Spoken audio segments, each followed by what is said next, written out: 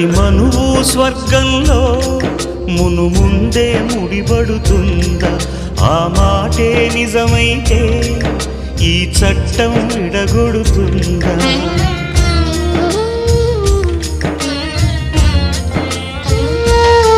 నీ రాతకు ఎంత సత్యం ఉందో చూదువు బ్రహ్మయ్యా, నీ సాక్ష్యం ఎంత విలువైందో ఓ అగ్ని చూడయ్యా. నువ్వు రామా అరుంధతి, ఇదే నీ దర్శన ఫలమైతే ఎటైనా దాగిపోవమ్మా.